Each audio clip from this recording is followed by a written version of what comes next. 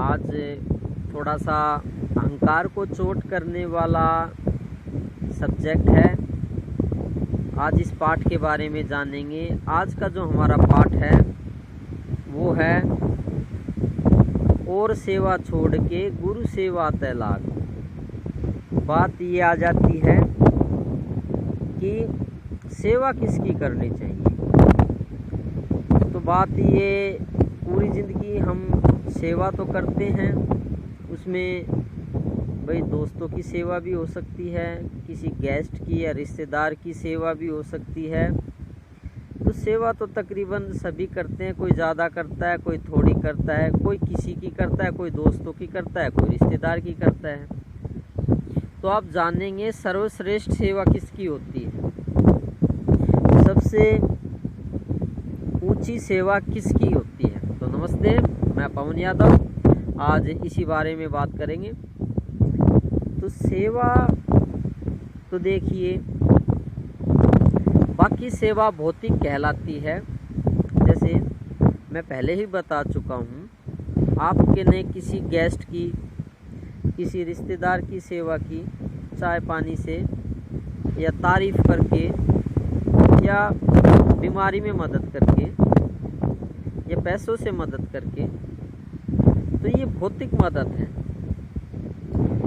अब ये सेवा अच्छी है, बुरी तो नहीं है, करनी भी चाहिए। लेकिन बात यहाँ पे आ जाती है सर्वश्रेष्ठ की, सबसे अच्छी और उच्च गति की सेवा। चलो जानते हैं इसी के बारे में। अब काफ़ी लोग इस बारे में बहस करते हैं, माँ बाप की सेवा करनी चाहिए। चलो वो भी ठीक है, गलत वो भी नहीं है, लेकिन बात फिर आ जाती है सबसे ऊंची सेवा, सर्वश्रेष्ठ सेवा किसकी है।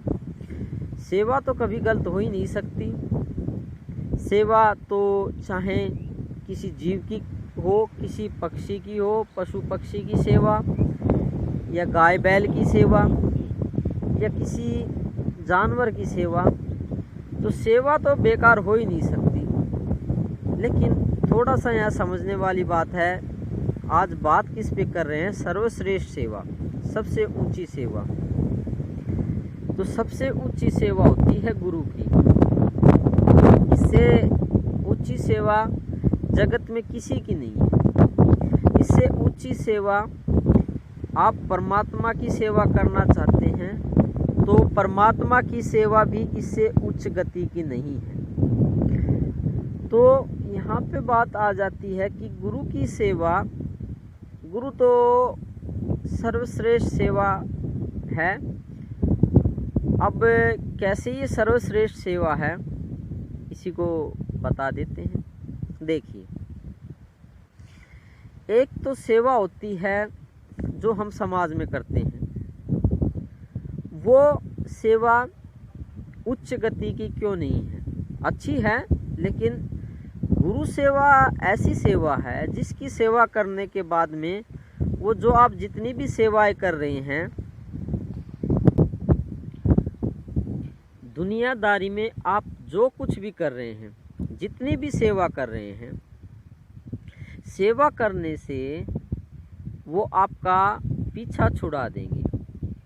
हाँ हाँ बिल्कुल, सेवा करते हैं तो शरीर पे और दिमाग पे तो बोझ आता ही है। शरीर में थकान हो सकती है, आप किसी की सेवा करोगे तो थकान तो नेचुरली बात है, होगी, और दिमाग से भी आप थक जाते हैं। लेकिन गुरु सेवा एक ऐसी सेवा है जो जितने भी कर्म बंधन हैं, जितने हमारे दिमाग पे जो बर्डन बना हुआ है, जितनी टेंशन बनी हुई है, जितने कर्म हम कर रहे हैं और जितनी भी सेवा दुनियादारी की हम कर रहे हैं, चाहे वो नौकरी पे भी हो सकती है, भाई वो भी सेवा ही है। चाहे देश सेवा है, चाहे अपनी जो डिपार्टमेंट है, किसी नौकरी में आप किसी ऑफिसर की सेवा कर रहे हैं, तो सेवा तो सेवा ही है। लेकिन गुरु सेवा ही एक ऐसी सेवा है जो कि सारी सेवाओं से पीछा छुड़ा सकती है, और बाकी कोई भी सेवा ऐसी सेवा नहीं है जो इन सेवाओं से हमारा पीछा छुड़वा दे। तो बाकी सेवाएं तो बंधन में डालती हैं, उनसे तो बंधन निर्मित होते हैं। आपको अगले जन्म में भी सेवा करनी पड़ेगी, उससे अगले जन्म में भी सेवा करनी पड़ेगी। तो समाज की जो हम सेवा करते हैं लोगों की, वो देखने में तो बहुत अच्छी हैं, लेकिन कर्म बंधन भी पैदा होते हैं।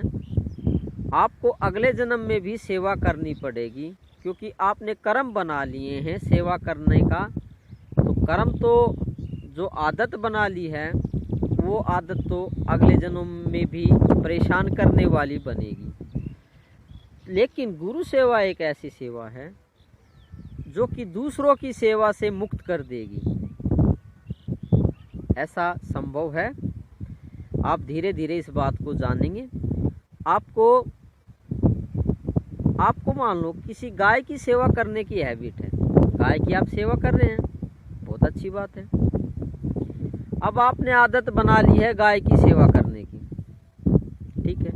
आप अगले जन्म में भी गाय की सेवा करोगे या किसी और पशु पक्षी की सेवा करोगे, तो बर्डन तो है, बोझ तो है।